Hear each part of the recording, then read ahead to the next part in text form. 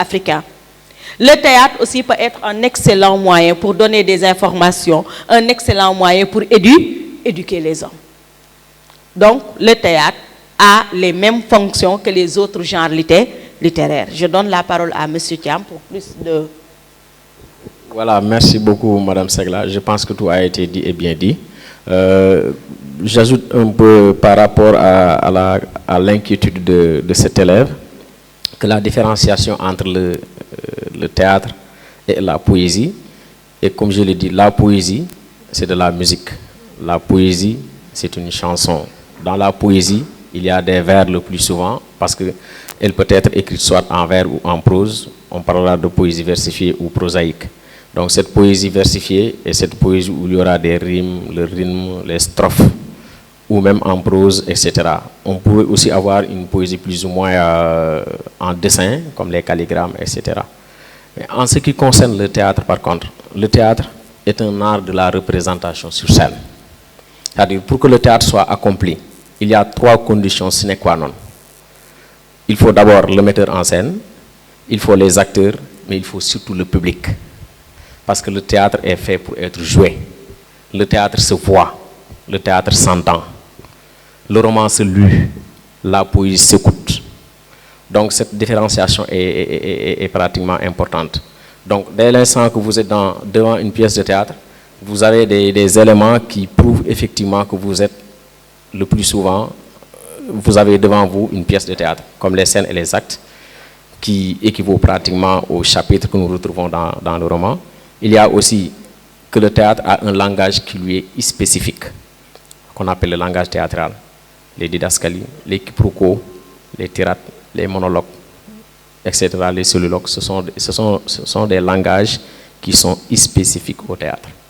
Bon, par rapport aux fonctions, effectivement, elle l'a dit, les fonctions que nous retrouvons dans les autres genres, pratiquement se retrouvent dans le théâtre. Parce que le théâtre appartient à cette grande famille qu'on appelle la littérature. Donc, toutes les fonctions que vous voyez pratiquement dans la poésie et dans le roman se retrouvent dans la pièce de théâtre. Merci beaucoup, M. Thiam. Je pense que pour régler ce problème, on va faire un petit exercice. Vous avez juste là un extrait. Je vis, je meurs, je me brûle et me noie. J'ai chaud, extrêmement endurant, froid dur. La vie m'est trop molle et trop dure. J'ai grands ennuis entremêlés de joie. Qu'est-ce qu'on a? Un poème, un roman, une pièce de théâtre. Oui? Pourquoi? C'est écrit en vers. Il n'y a pas de scène, ni d'acte.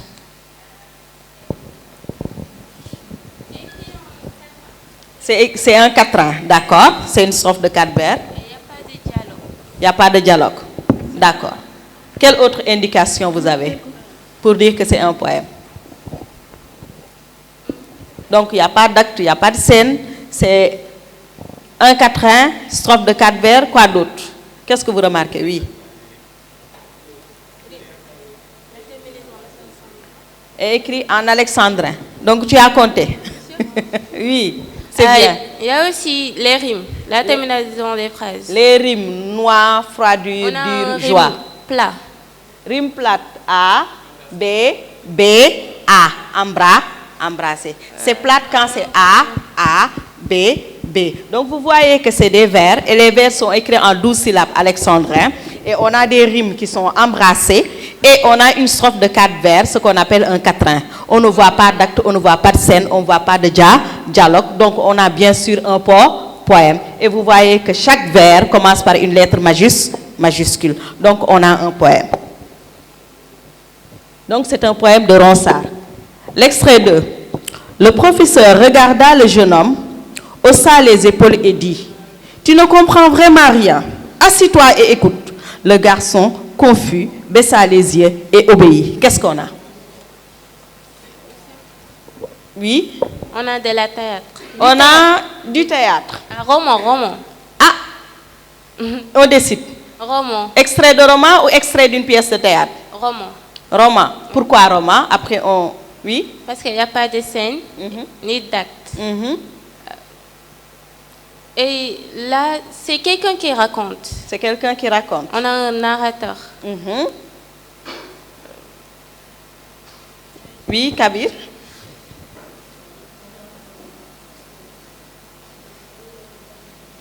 Il raconte une histoire.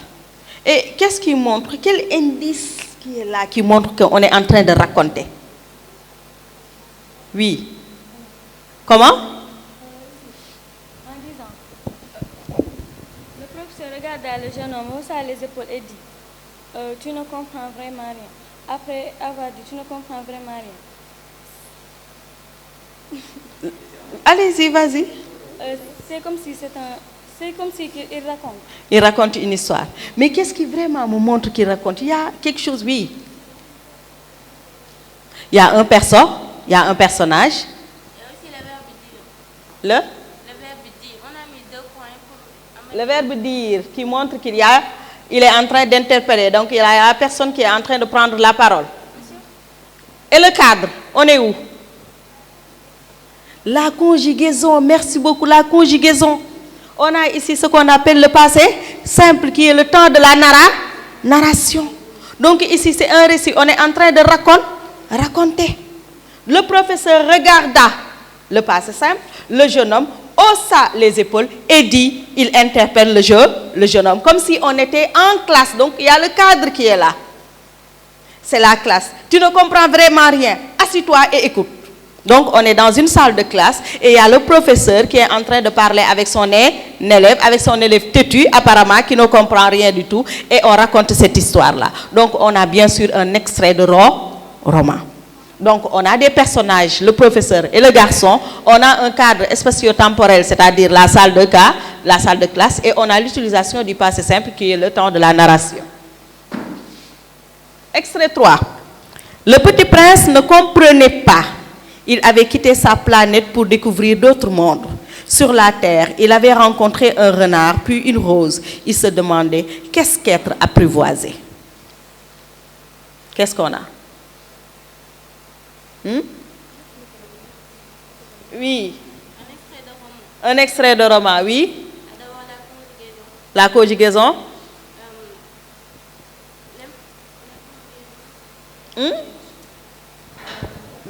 Aussi,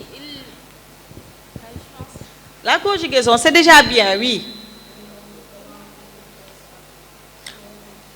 Donc, il raconte l'histoire d'un petit prince. On a la présence d'un personnage, le petit prince. Il y a aussi le temps, le passé composé aussi qu'on utilise pour la narration. Donc, c'est déjà bien.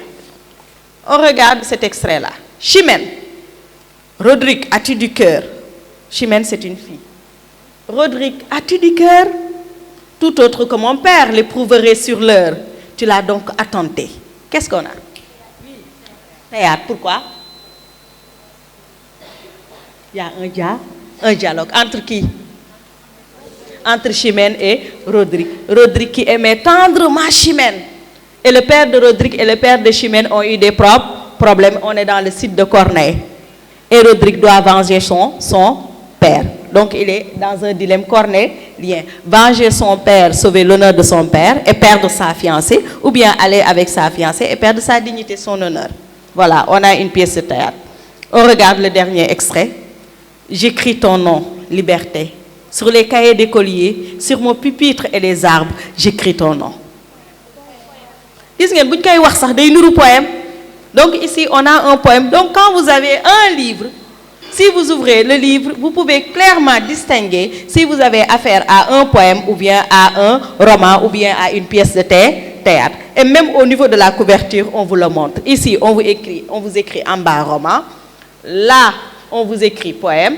Là aussi, on met le titre Voyage d'hiver d'un poète.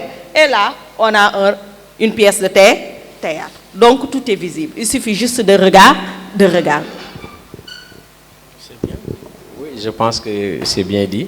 Une petite précision par rapport également à la poésie et la pièce de théâtre. C'est-à-dire, les rimes seulement ne suffisent pas pour déterminer si on a un texte poétique ou théâtral. Parce qu'au XVIIe siècle, il faut se rappeler que pratiquement tout texte était vu comme étant une pièce de théâtre. Mais ce qui pourrait faire la distinction ou encore la différenciation, c'est par rapport au langage ou encore aux caractéristiques. Les scènes, les actes, les quiproquos, les didascalies, etc. Mais si vous vous contentez uniquement des rimes, vous risquerez tout simplement de faire une erreur monumentale. Merci beaucoup, M. Thiam. Donc, on va juste terminer. On va vous laisser le temps de poser des questions. On va y répondre et après, on va faire un dernier truc. C'est-à-dire, je vais vous poser la question à savoir, quel est votre genre préféré? Qu'est-ce que vous préférez? Le roman, le théâtre, la poésie? Donc, quelle est votre préférence?